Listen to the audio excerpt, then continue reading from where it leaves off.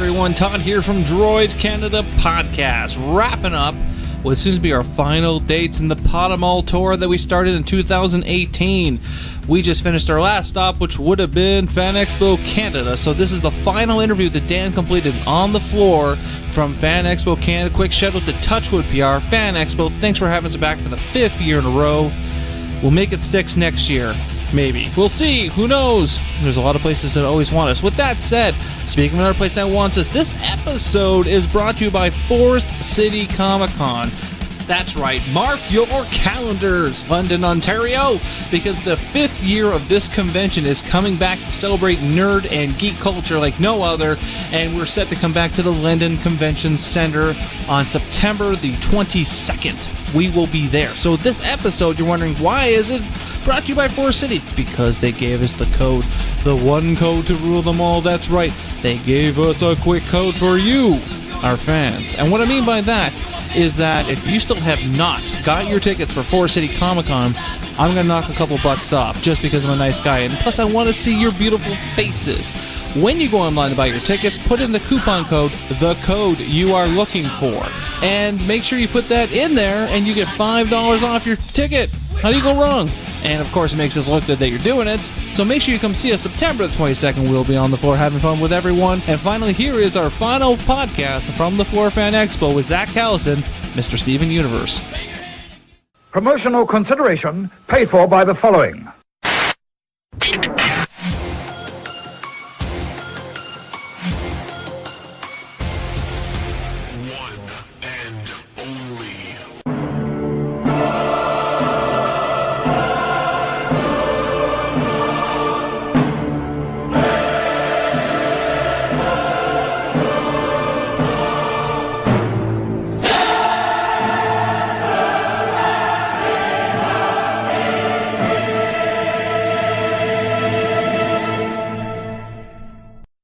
Hi, this is Del Morgado. Hello, this is Andrew Chalmers, the writer and doctor in Doctor Who Dark Journey. Hello, this is Dr. Steve-O. Hi, this is Tim Rose, who played Admiral Akbar in Return of the Jedi. Good evening, folks. This is James Duval. This is Jeremy Taggart from the Taggart and Torrance podcast. Hey, what's the sitch? This is Kim Possible. Hiya, Puddins. Amanda Carroll here. Hey, I'm DJ Jenny Rock. And I'm Neil Young from Neil and Johnny Drink in the Park, Johnny's best friend. Hey, this is Andrew Cassess, Wormser from Revenge of the Nerd. This is Sean Gunn. Hey everyone, it's Tammy Stronach from The Neverending Story. Hi, this is Robert Carradine. Hey, this is Loki Corn Cosplay. Hey, what's cracking, y'all? It's your boy J-Rock. You know, I'm Sierra Era Igra. You listen to Droids Canada Podcast. Huh? Enjoy your chimichanga. This podcast is a proud member of the Points of Interest Podcast Network. Visit us today at poipodcast.com. You're listening to the Electronic Media Collective Podcast Network. Yeah, it's a mouthful. For more great shows like the one you're about to enjoy, visit electronicmediacollective.com. And now, our feature presentation. Warning. Listener discretion is advised. That means there's a lot of fucking swearing. Hello. Alright, so we're at Fan Expo Toronto, Droids Canada, droidscanada.com, Constranger here. I'm here with Zach Callison. Now, I was told I get to interview someone who is a character of one of the best or most popular TV shows on right now. You know, being Steven Universe. So I go and do a little bit of research and I, look it up and everything. And I see, musical artist, singer, songwriter. So I go onto the iTunes and I download War. And I'm like, oh my God. So then, Picture Perfect Hollywood Heartbreak. That's going to download this as well. So I listen to it. And then I listen to it again. And then I listen to it with my daughter. And I'm like, what do you think? And she's like, oh my God. Now, so right now, I am interviewing singer-songwriter Zach, not Steven Universe Zach, because I was absolutely blown away with that. Thank you, man. Thank you. That means a lot. Yeah, it was like I got so much, a little bit of Panic at the Disco totally. to a little bit of what was it on She Don't Know, a little bit of Sublime almost in with that as well. Yeah, man. Like so much more and instrumentally amazing. Now, I do have to ask. I'm going to start with what are your musical influences? I mean, you named a couple of them right there. My favorite act of all time is Muse. That's where a lot of the cinematic, like theatrical aspects of it come from. I listen to a lot of electronic. That's more background elements on this album, but Nero and Skrillex and a lot of like modern trap dubstep stuff. The two, like my musical theater background definitely comes out to play on this with Steven Universe, with doing theater as a kid. That definitely stuck with me. And then there's the hip hop element. Hip hop is a newer thing for me in the past like 3 to 4 years, but yeah, on Nightmares you have a little Macklemore-ish almost in there, but when you combine them all, it's not you're like this person, you're like this person, you're like you have a sound. Yeah, thank you, man. The intent with this record was, because I have so many friends who are, actors or up-and-coming musicians that, especially the people that were actors and wanted to make records, they got a deal or they got, a producer that wanted to like hook them up and they just made like a pop album or an album that, the songs were written for them, and I was kind of tired of it.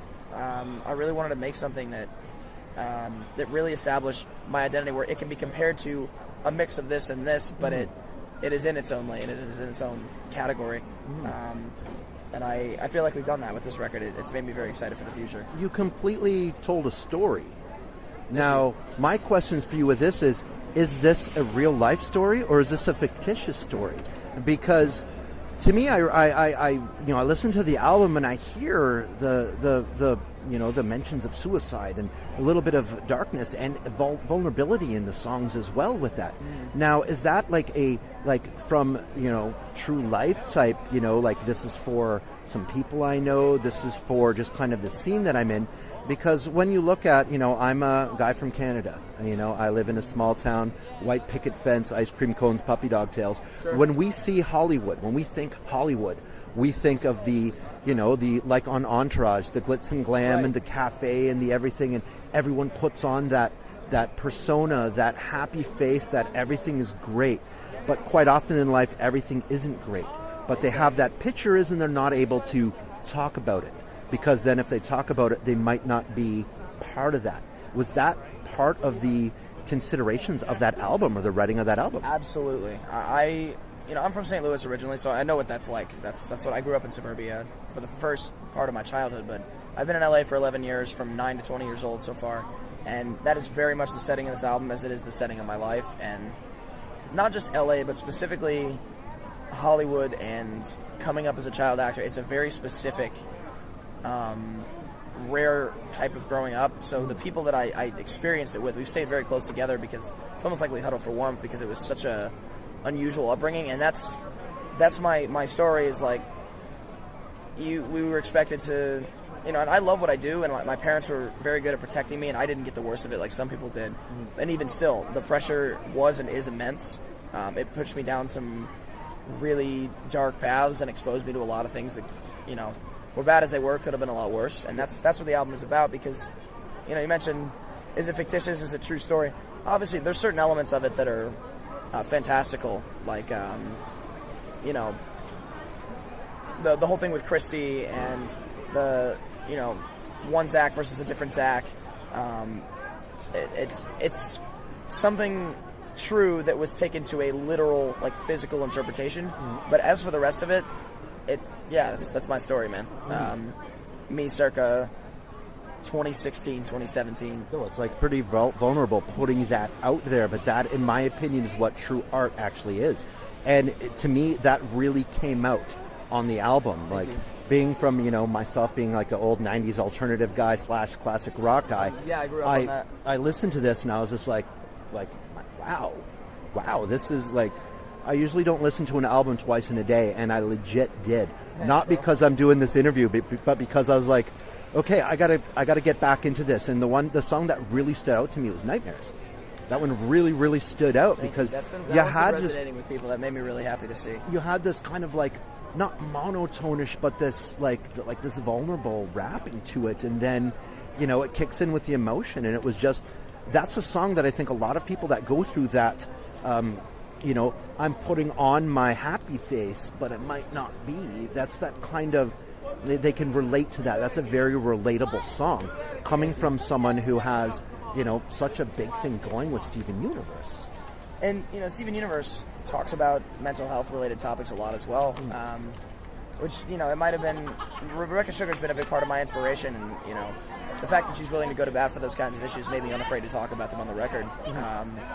From a more personal and direct experience from myself, but yeah, I can't censor the truth. Like, She Don't Know, for example, like, you know, that song is admitting and talking about some pretty adult things of the subject matter. And I had a moment where I was like, you know, what's this going to do, and how am I going to be seen? Can I put this out? And at the end of the day, it was like, that's the truth. That's my truth. I can't turn my back on that, because then why did I even come to Hollywood? Why did I even pursue all this if I didn't, you know, if I'm going to change the story for consumption when I get there? You know what I'm saying? Well, for sure.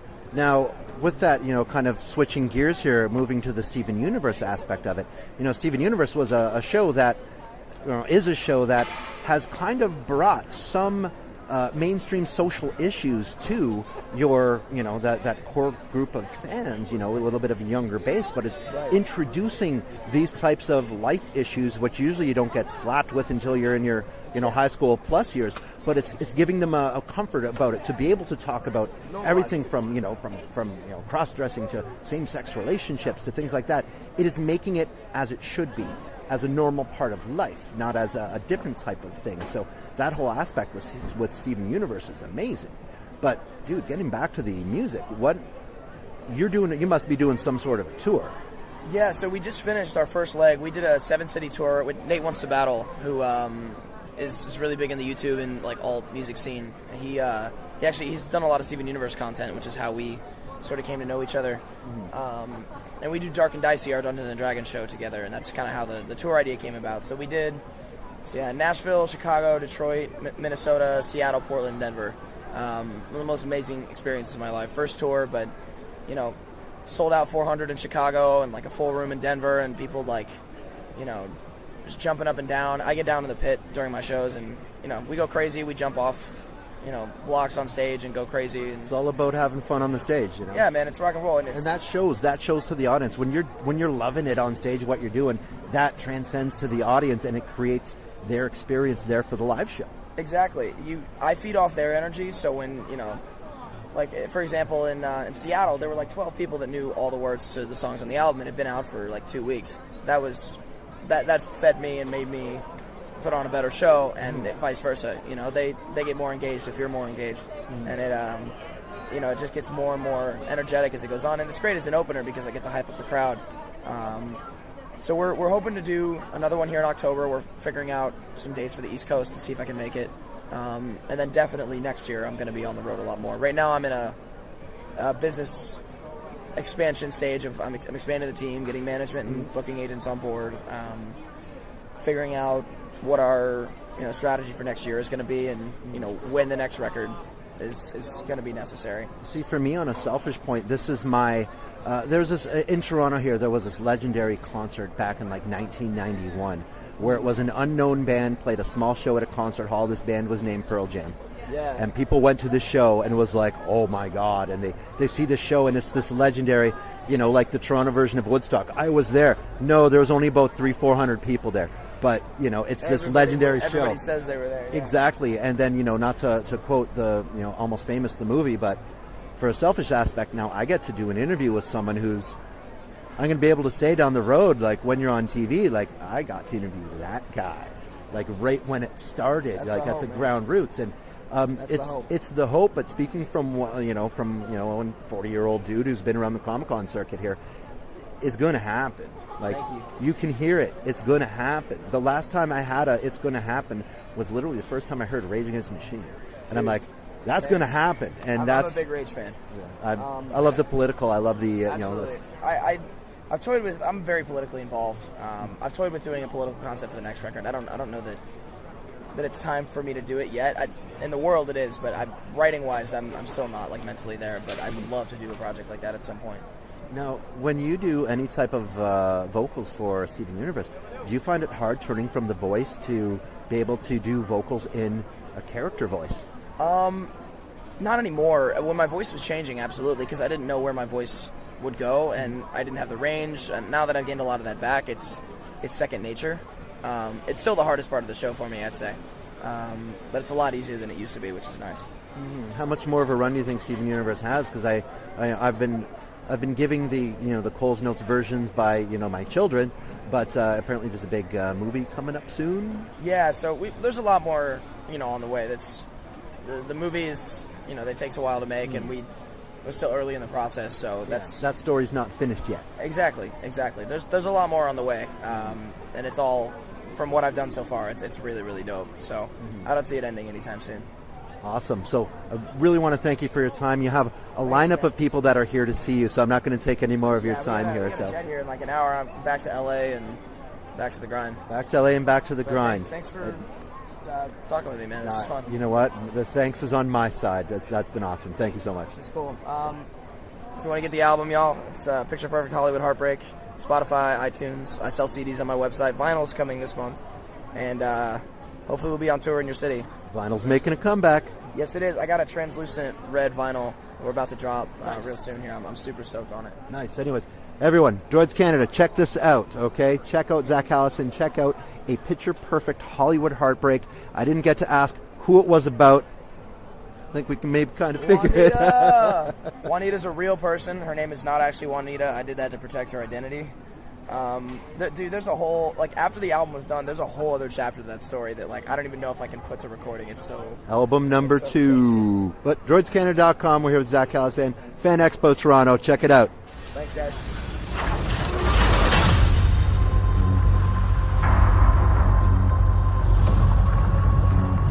Well, I know what you're thinking. Why did this happen? Well, it's a droidscanada.com. Find us on Podbean, Twitcher, Point of Interest, Laughable, blah, blah, blah, long, drawn-out kind of story.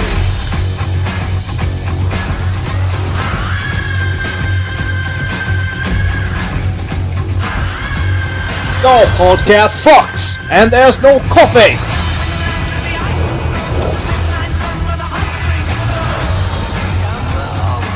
Hello.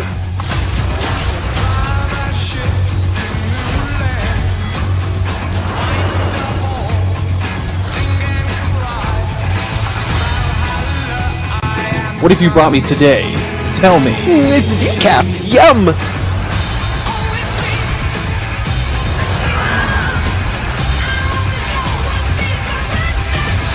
It's promo time.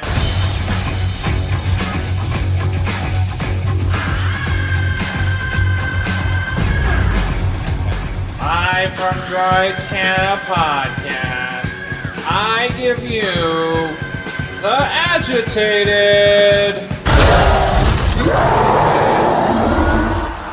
Yes! It's okay. It's the Mountain Man. He's from the show. Oh, come on.